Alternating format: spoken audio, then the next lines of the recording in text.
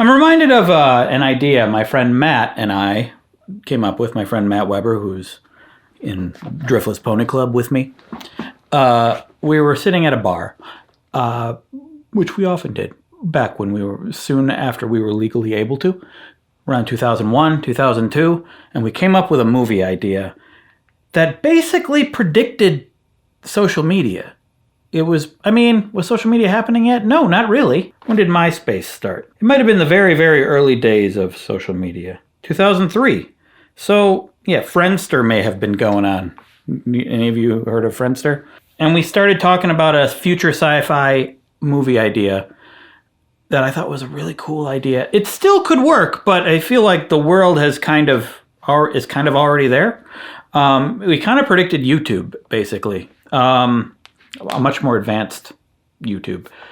It was a world with basically no privacy. Everyone was online, but intentionally online. And there would be drone cameras flying around people. Everyone had their own, and they would be posting their lives or something, a video of something they were doing online all the time.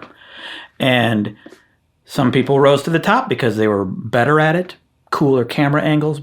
I don't know if we talked about editing or not. I think this was we were thinking more like live streaming, probably. But it could also be edited video.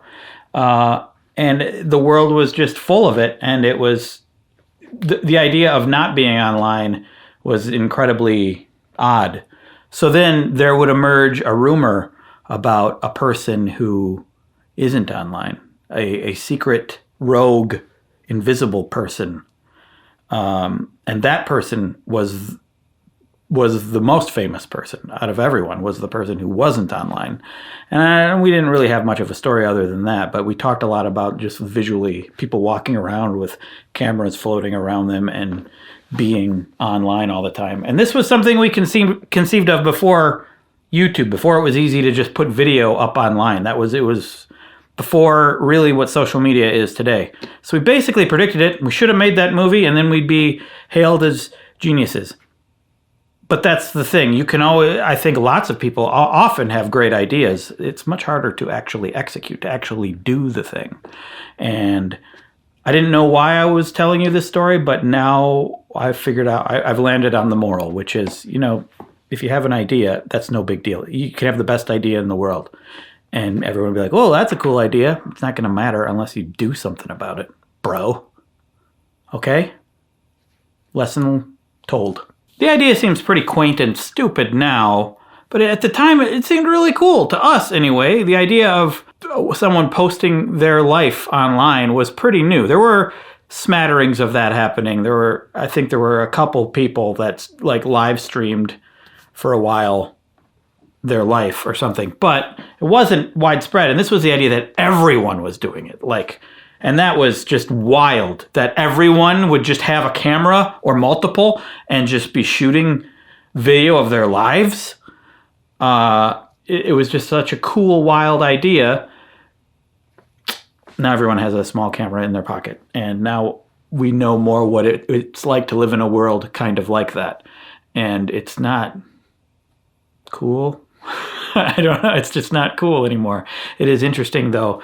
Years after we had that idea, I went ahead and did shoot a lot of video of my life and made it my job. So maybe in some way I did take that idea and do something with it, and not consciously.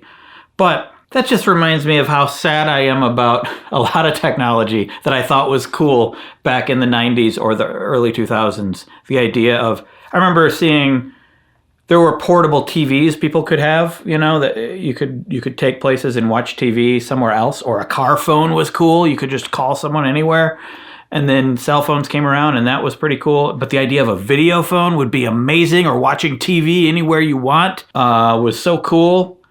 And now it's like, there's too much. And it's like you're trying to avoid it now. It's amazing how quickly that happened. The idea of robots was really cool. Just to have this thing in your house that was man-made, that has a mind of its own, that can help you do stuff. And now it's highly disturbing that the rise of AI seems like it's just coming with an enormous amount of danger and problems. Star Wars is just fuel for a lot of anger and arguments these days. And even though when I was a kid, it was like everything. It was awesome. Come on, guys. Let's figure this out. Can we figure this out? That'd be great.